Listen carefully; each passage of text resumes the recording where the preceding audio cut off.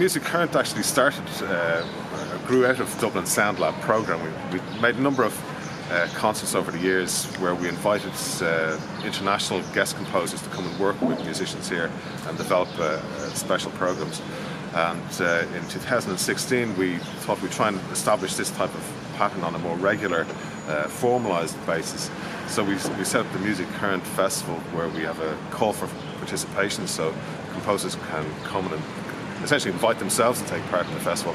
And then we have invited composers who work with the participant composers, and then the main public manifestation, of course, is public concerts in the evening. This is actually something that's at the core of the ethos of the festival, is this bringing people together. So sometimes we might have more international performers or composers, sometimes we might have more Irish composers involved, but this varies from year to year.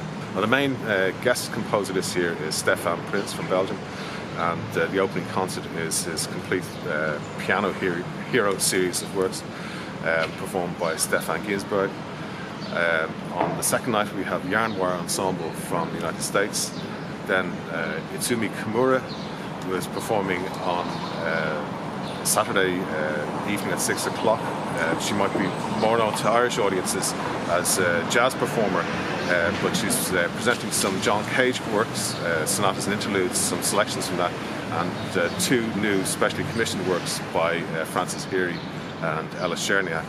And then the final concert includes the participant works and also three new works being performed by Xenia Pestova, the UK pianist.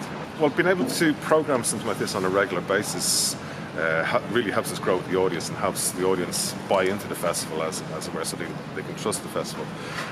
But the participant stream of the festival is something we've noticed growing quite a lot.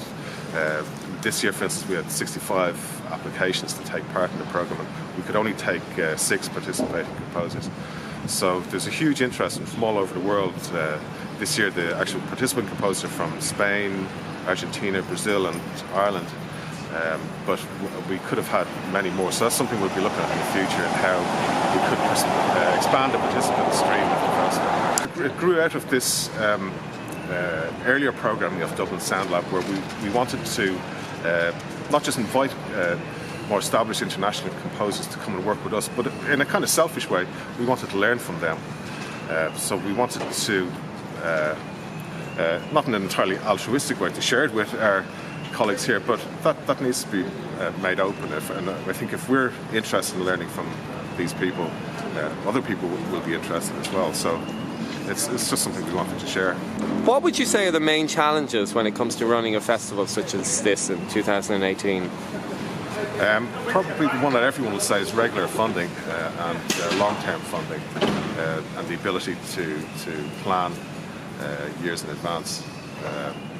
That really makes a big difference to the commitment you can give to participating artists and in how you program strategically, so you're not just programming quickly and on the fly, but you can plan your programming months and years in advance.